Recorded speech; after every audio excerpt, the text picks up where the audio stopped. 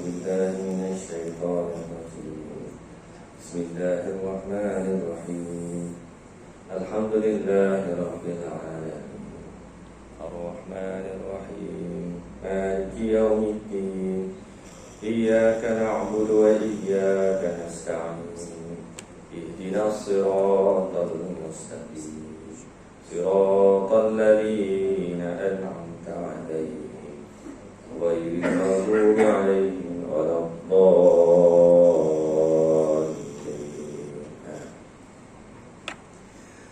بسم الله الرحمن الرحيم الحمد لله رب العالمين والصلاة والسلام على أشرف الأنبياء والمرسلين وعلى آله وصحبه أجمعين. سبحانك لا علم لنا إلا ما علمتنا إنك أنت العليم الحكيم. رب اشرح لي صدري ويسر لي أمري واحلل عقدة من لساني يفقهوا قولي. Yang dikasihi pengurusi masjid, pengurusi surau, serta ahli puasa, tuan-tuan imam, tuan-tuan bidan, tuan-tuan guru, para ahli ulama, hadirin hadirat muslimin dan muslimat yang dirahmati Allah Taala sekalian. Pertamanya kita bersyukur kepada Allah SWT di atas kurnia nikmat Allah Taala kepada kita. Selawat dan salam kepada junjungan besar Nabi Muhammad sallallahu alaihi wasallam.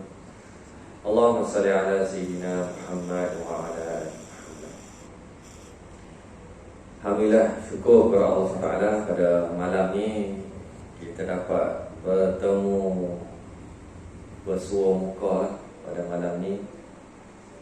Sebenarnya dah banyak kali dah Abang Yasir untuk minta apa untuk hadir, ganti-ganti lah, nak berganti ustaz yang tak main, tapi masih belum berkesempatan.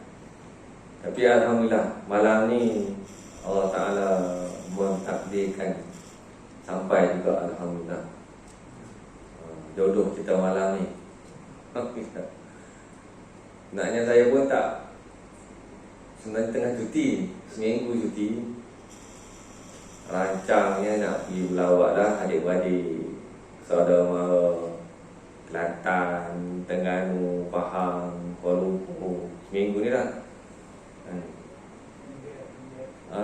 Minggu lepas hari apa, hari Jumaat lepas lah, balik ke Kelantan. Duduk di Kelantan Sabtu, Ahad, Isnin sampai semalam. Orang Kelantan kata mengarung air, banjir. Jadi perancangan nak pergi ke Terengganu, Pahang, cancel. Balik main ke Penang semalam.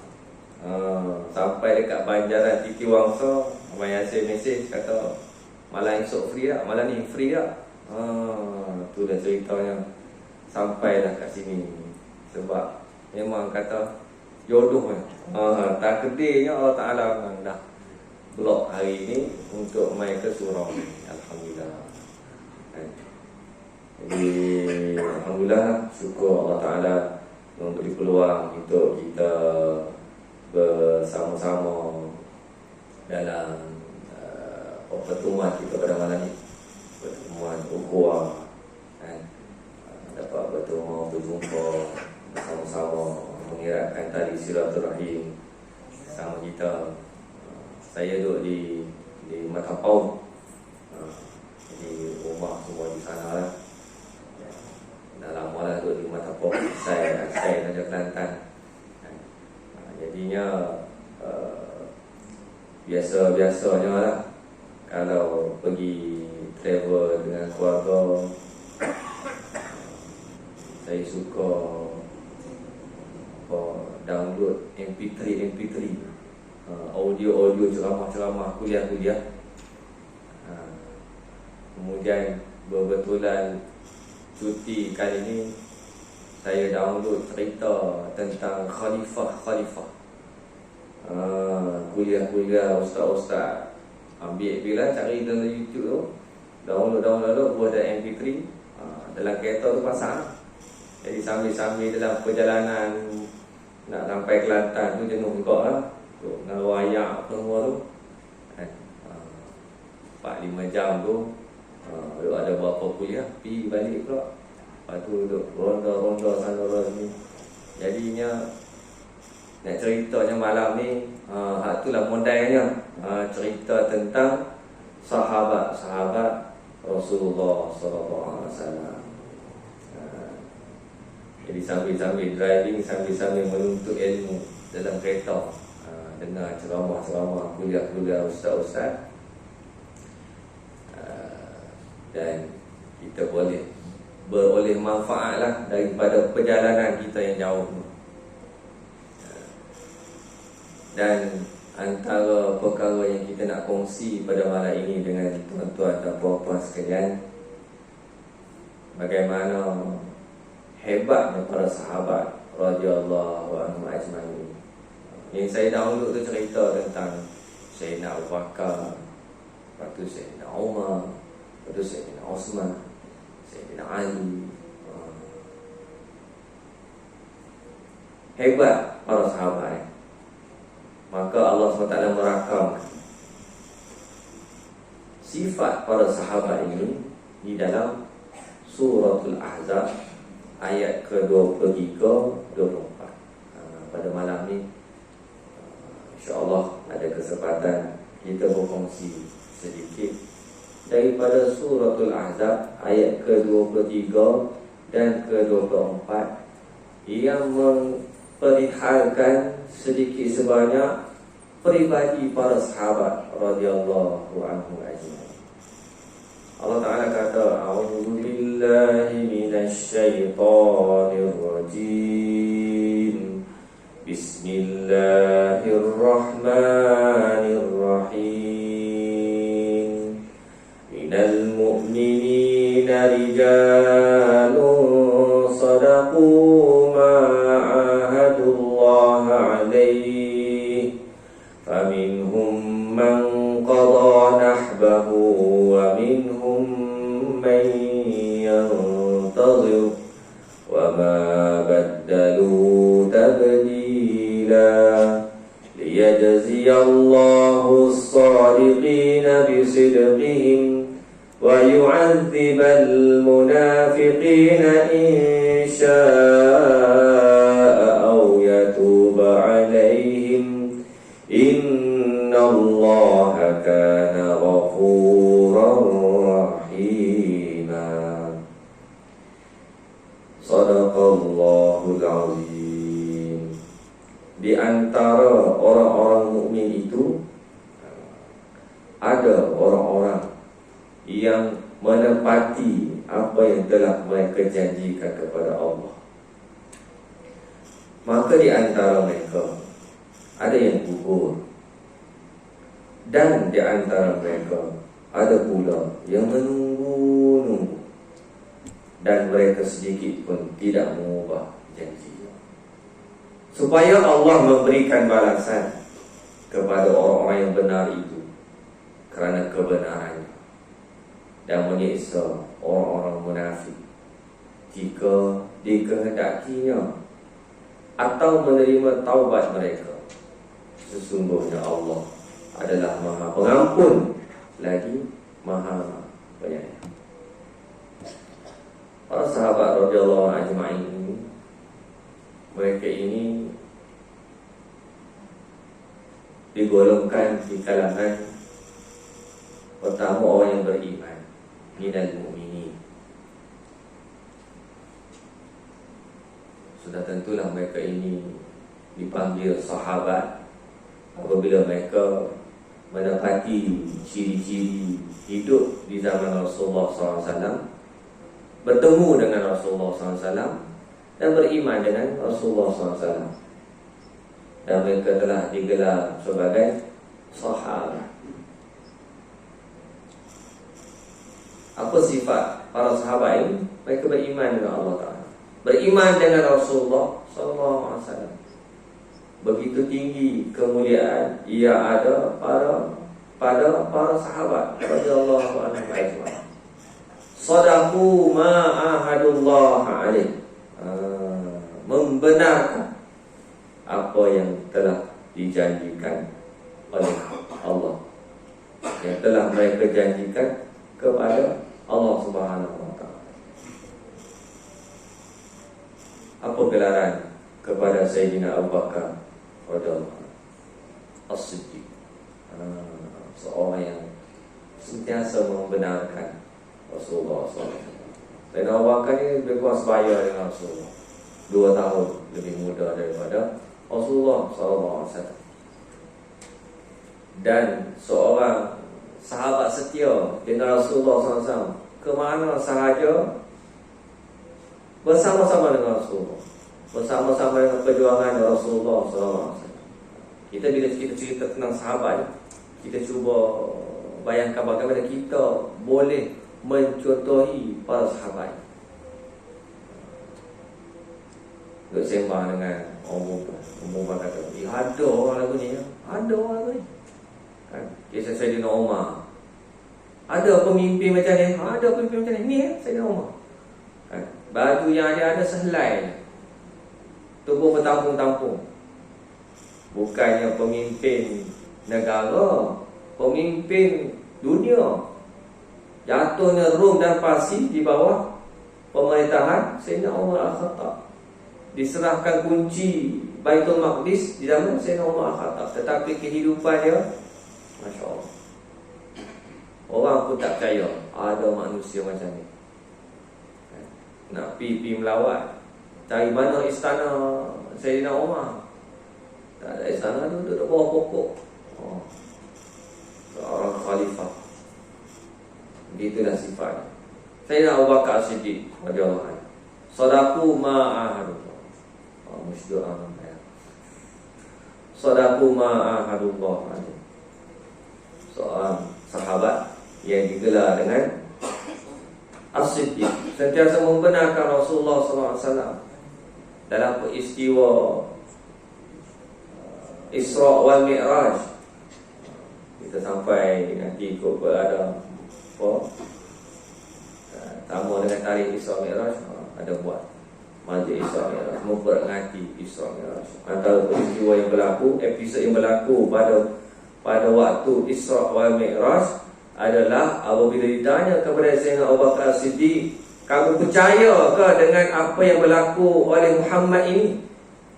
Muhammad ini mendakwa, ni orang miskin katalah, Muhammad ini mendakwa, dia tak panggil Rasulullah, dia panggil Muhammad. Kamu mendakwa bahawa dia mendakwa bahawa dia ini telah pergi ke Baitul Maqdis, Masjid Al-Aqsa, Masjid Al-Aqsa, kemudian naik ke langit, kemudian berlaku pelbagai peristiwa, turun balik pada malam yang sama, patah balik. Pada waktu itu perjalanan daripada Mekah ke Masjid Al-Aqsa maka masa berbulan-bulan perjalanan. Apabila ditanya kepada Sayyidina Abu Bakar As-Siddiq radhiyallahu anhu, Abu Bakar kata, kalau dia mendakwa lebih jauh lagi daripada itu, apa misalnya? Maka mereka telah menggelar, Allah SWT menggelar kepada Sayyidina Abu Bakar sebagai As-Siddiq, orang yang membenarkan, sentiasa membenarkan Rasulullah SAW, menjadi companion ataupun menjadi pembantu, pengiring Rasulullah SAW di dalam peristiwa hijrah. Rasulullah SAW memilih sahabatnya yang paling qarib, paling akrab, iaitu Sayyidina Abu Bakar As-Siddiq, turut serta bersama-sama dengan Rasulullah SAW. Dirakamkan di dalam Al-Quran bagaimana dua orang ini, idhuma fil ghar, ketika mereka berdua berada di dalam gua, berkatalah salah seorang kepada seorang yang lain, iaitu berkata Sayyidina Abu Bakar kepada Rasulullah SAW, rasa ketakutan, rasa bukan takut kepada kematian, tetapi takut kalau berlaku sesuatu kepada Rasulullah SAW dalam hijrah ini. Apabila terbunuh Rasulullah SAW, maka akan terputuslah segala usaha dakwah. Fa'anzalallahu sakinatahu alaihi wa ayyadahu bi junudin lam tarawha. Allah Ta'ala menurunkan rasa tenang kepada Sayyidina Abu Bakar, rasa tenang kepada Rasulullah SAW, dan dibantu bi junudin lam tarawha, dengan tentera yang tidak dapat dilihat oleh mata. Ramai musim Hijratul Rasul akan cerita pula tentang Hijratul Rasulullah sallallahu alaihi wasallam, apa yang berlaku dalam peristiwa hijrah. Peristiwa hijrah ataupun peristiwa yang panjang, dalam tu pun banyak episod. Menceritakan tentang pelbagai para sahabat di dalam tu. Antaranya ni episod ni, Sayyidina Abu Bakar Siddiq dengan Rasulullah SAW di dalam gua. Yaqulu li sahibihi la tahzan innallaha ma'ana.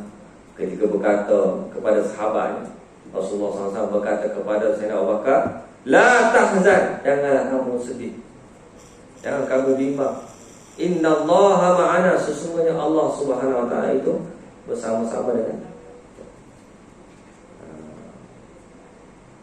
Jadi antara contoh cerita Sayyidina Abu Bakar As-Siddiq radhiyallahu anhu. Sama balik suratul Ahzab. Minal mu'minina rijalun sadaqu ma ahadullah alaihi.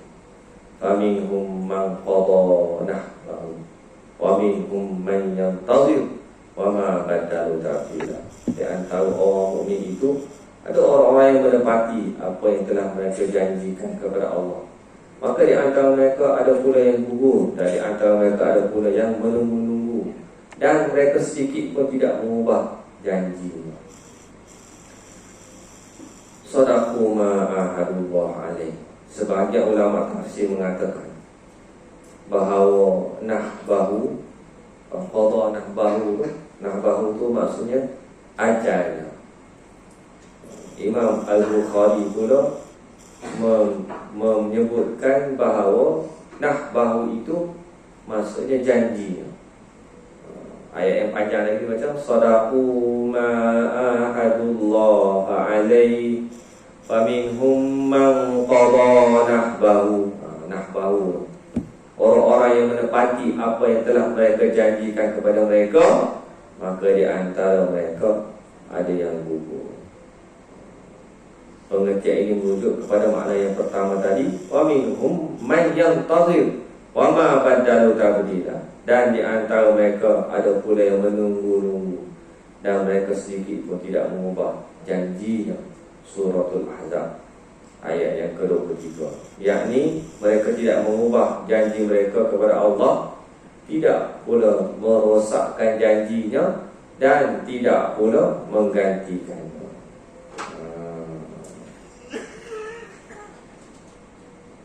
Dalam tafsir Ibnu Katsir, ayat ini menceritakan tentang seorang sahabat, Anas bin Nadhr radhiyallahu anhu.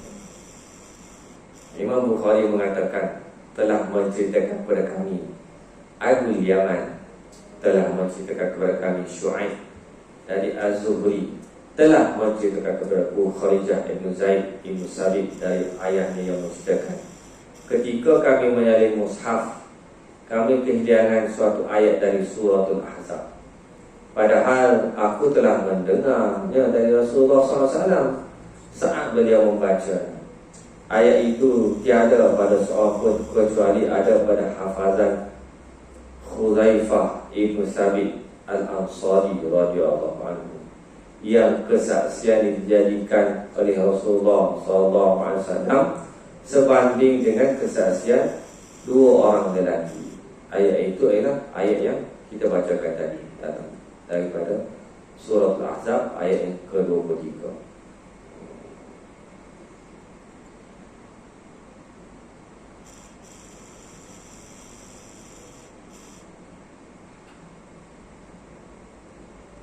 Imam Ahmad mengatakan telah menceritakan kepada kami Hashim ibn Qasim, telah menceritakan kepada kami Sulaiman ibn Mughirah dari Sabit, yang mengatakan bahawa sahabat Anas pernah menceritakan bahawa Anas ibn Nadhr radhiyallahu anhu, yang namanya sama dengannya, tidak ikut dengan Rasulullah SAW dalam perang Badar.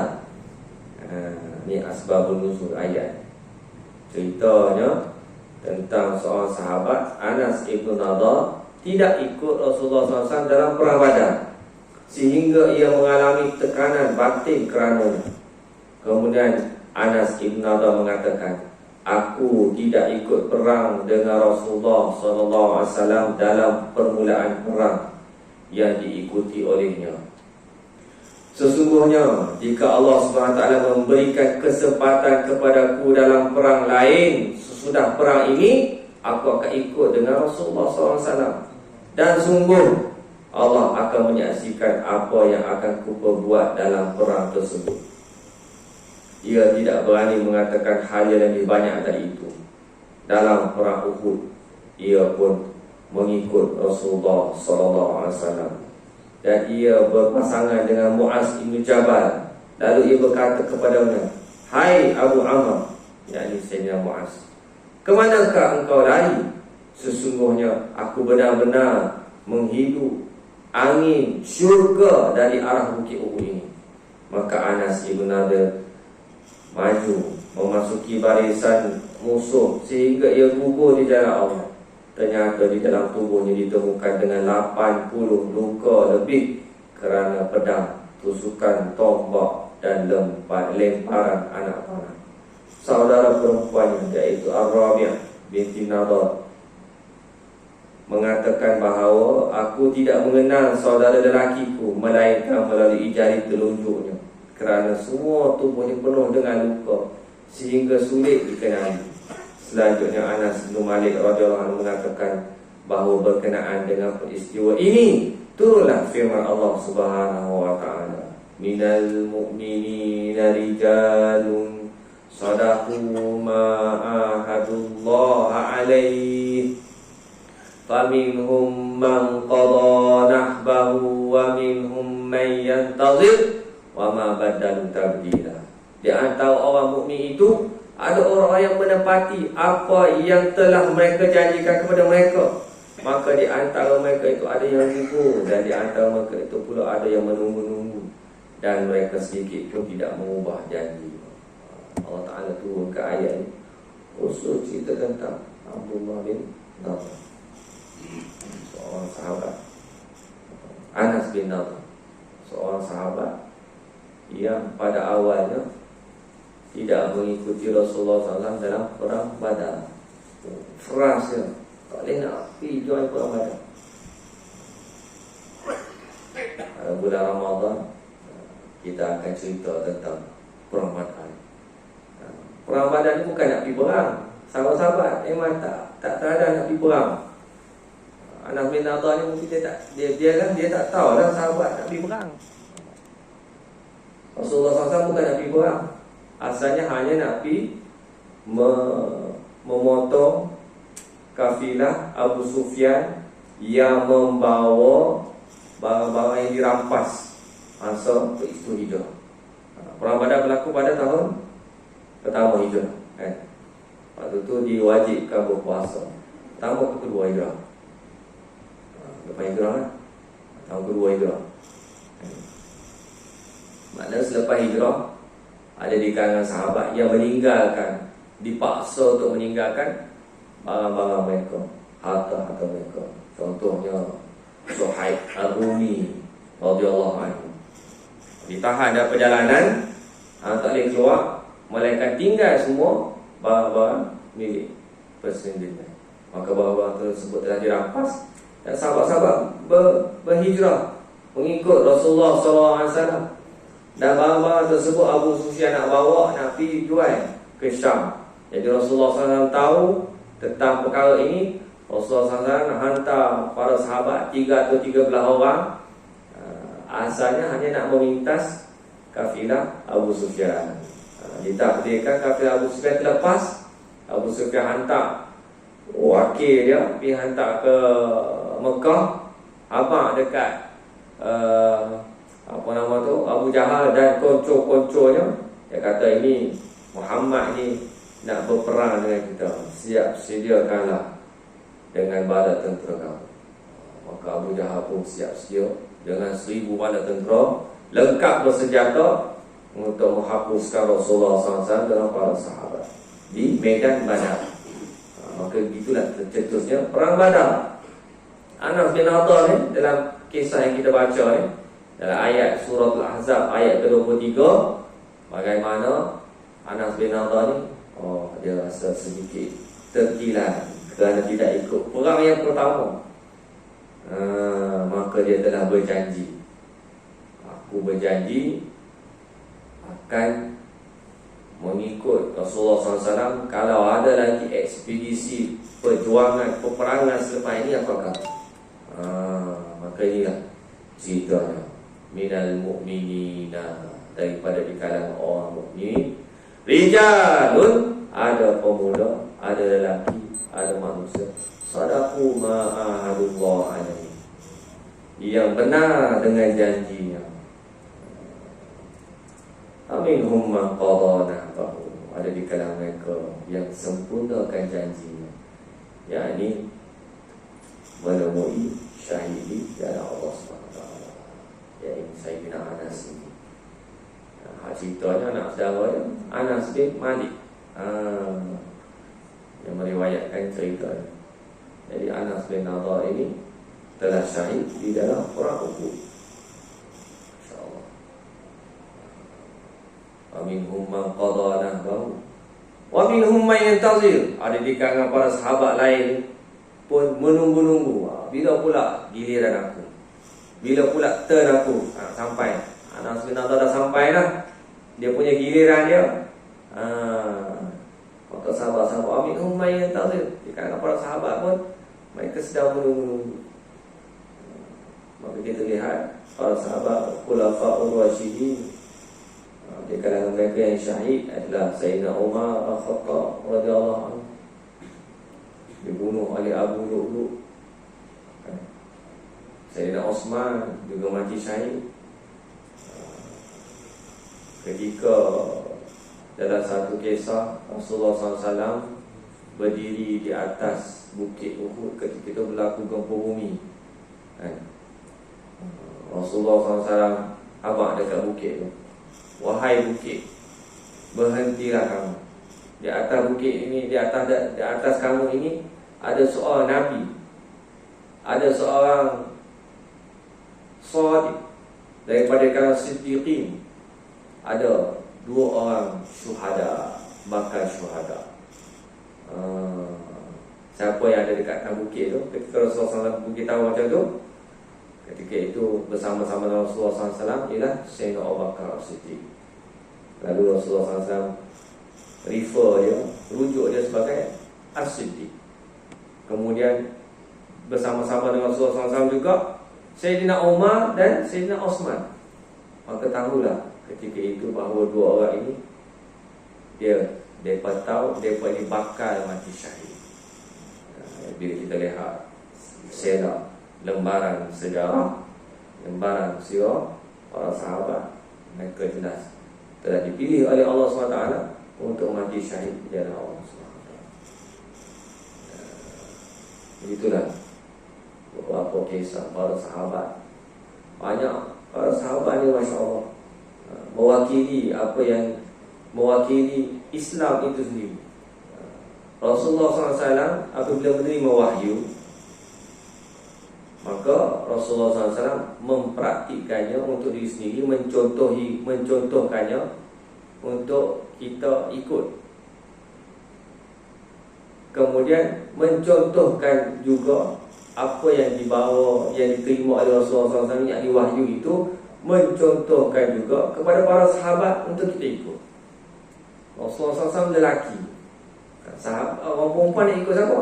Ikut para sahabat, sahabiah di kalangan perempuan. Contoh-contoh berlambak-lambak banyak contoh di kalangan para sahabiah zaman Rasulullah SAW. Peniaga nak ikut siapa? Orang peniaga di Rasulullah SAW siapa? Orang kaya, ada di kalangan sahabat yang kaya. Orang miskin di kalangan para sahabat, ada juga contoh. Maka contoh di kalangan para sahabat itu sudah cukup untuk kita umat akhir zaman menjadikan mereka sebagai ikutan.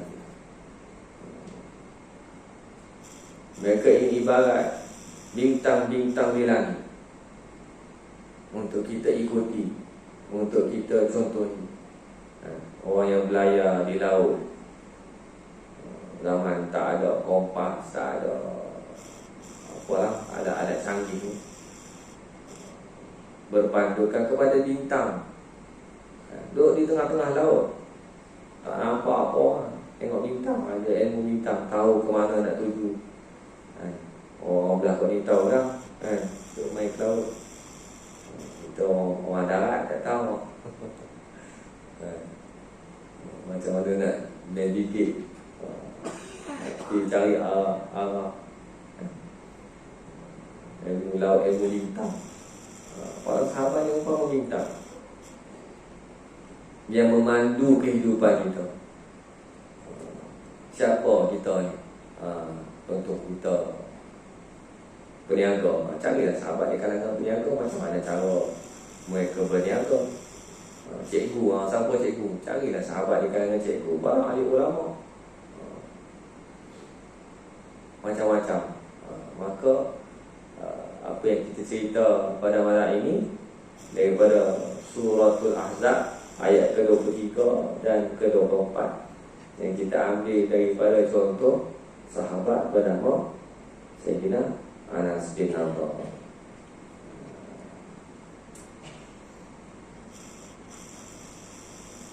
Dan peristiwa peperangan Uhud ini merupakan peristiwa yang banyak pengajaran yang kita boleh ambil daripada.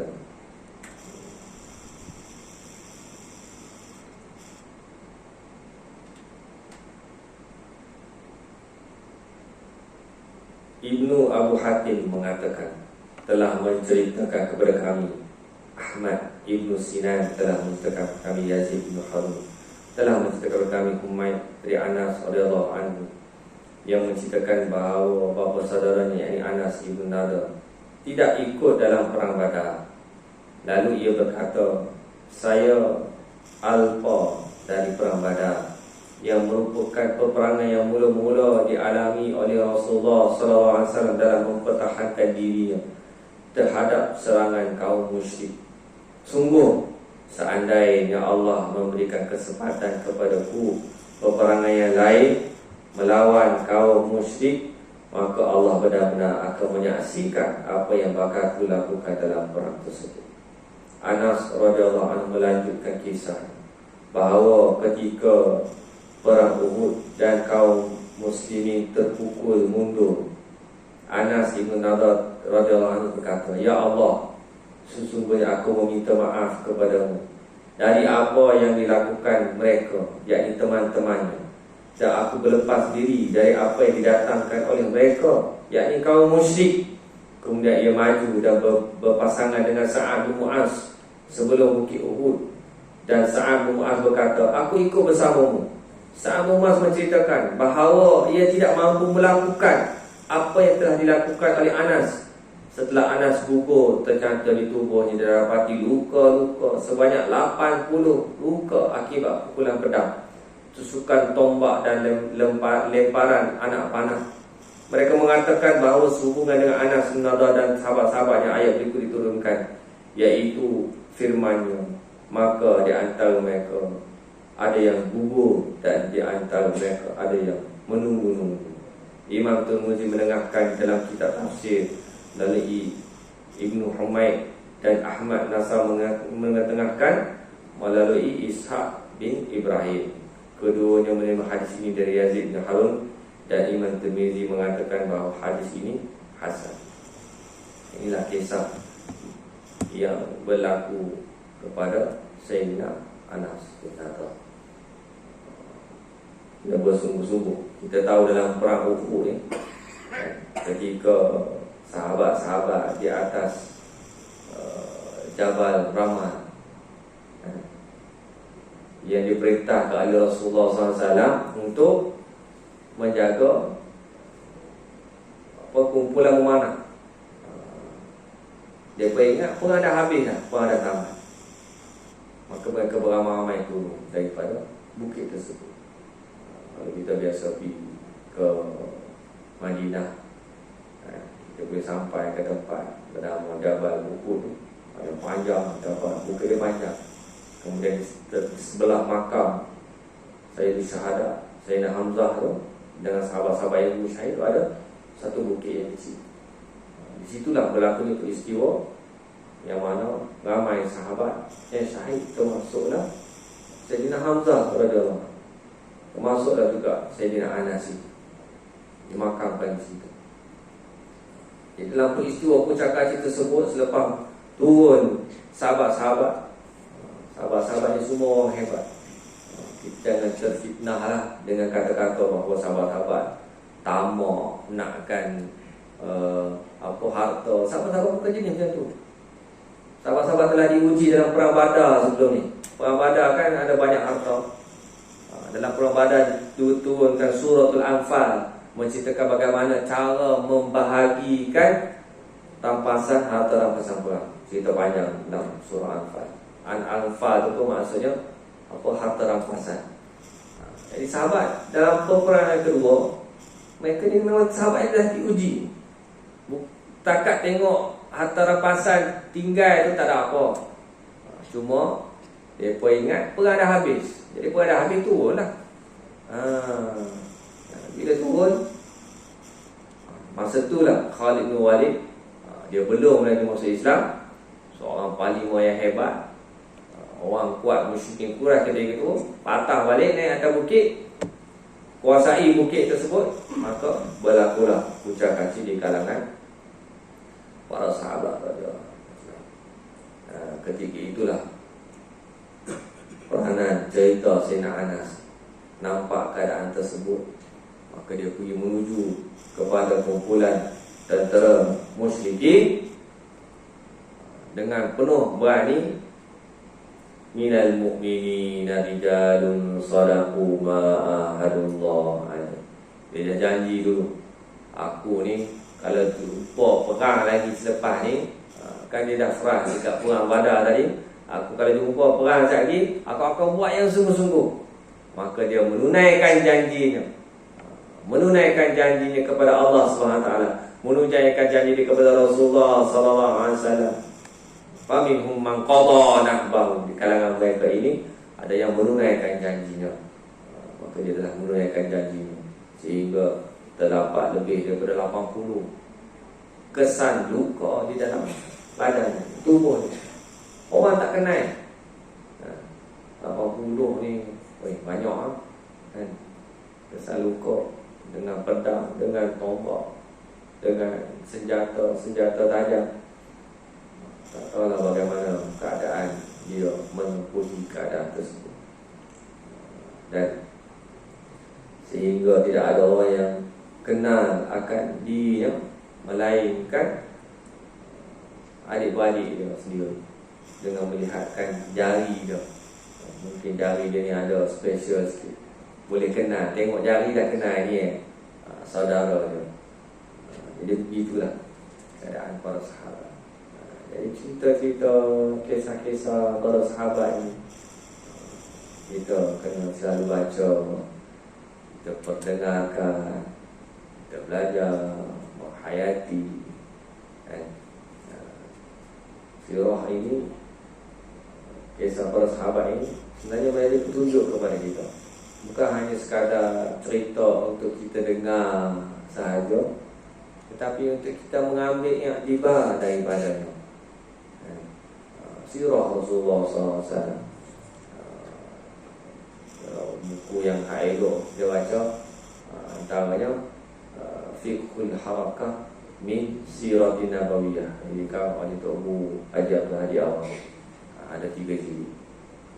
Lepas tu Tok Bu sambung jilid yang keempat dengan kisah Sayyidina Abu Bakar, yang kelima Sayyidina Umar, yang keenam Sayyidina Osman, dan yang ketujuh tentang Sayyidina Ali. Kalau kita boleh dapat komplit set kitab ni, huraian untuk buah jadi berlandaskan sirah dari perspektif harakah Islamiah, perjalanan harakah, jalanan perjuangan Rasulullah SAW. Huraian Tapi buku dia bagus, kitab dia bagus.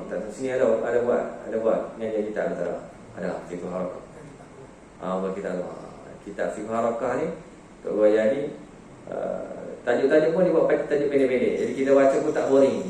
Kalau kita baca kitab sejarah kadang-kadang panjang kan.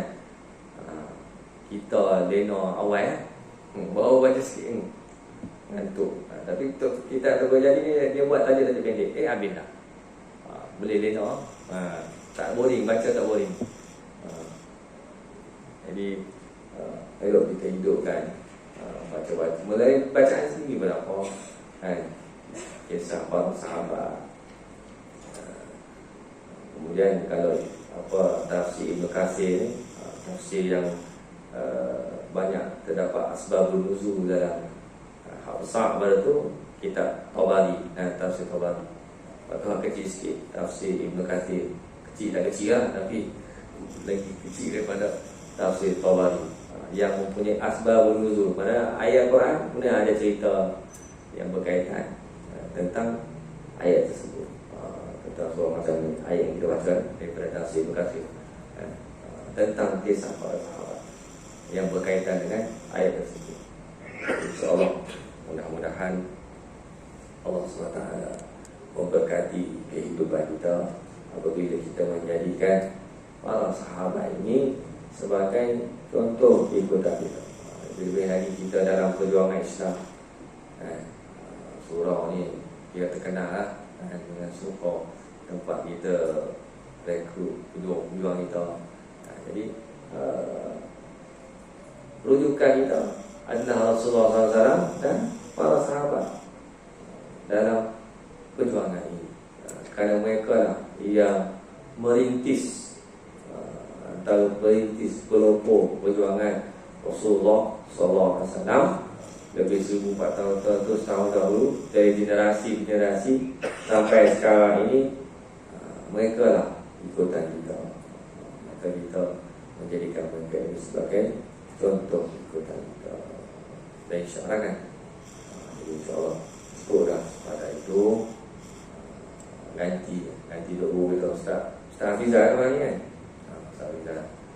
Jadi insyaAllah mudah-mudahan sedikit perkongsian pada malam ini boleh menjadi manfaat untuk diri saya yang berkata-kata ini, juga kepada tuan-tuan dan puan-puan, ibu-ibu, ayah-ayah sekalian. Mudah-mudahan menjadi manfaat untuk kita semua. Qulu qawli hadza wa astaghfirullahal azim li wa lakum. Assalamualaikum warahmatullahi wabarakatuh. Bismillahirrahmanirrahim. Alhamdulillahi rabbil alamin wassalatu wassalamu ala asyrafil anbiya'i was mursalin wa ala alihi wa sahbihi. Allahumma arina al-haqqa haqqan warzuqna ittiba'ah wa arina al-batila batilan warzuqna ijtinaba. Allahumma faqihna fid-din wa afqihna bis-salati was-salam. Rabbana atina fid-dunya hasanatan wa fil akhirati hasanatan wa qina adzabannar. Wa sallallahu ala sayyidina Muhammad wa ala alihi wa sahbihi. Alhamdulillah.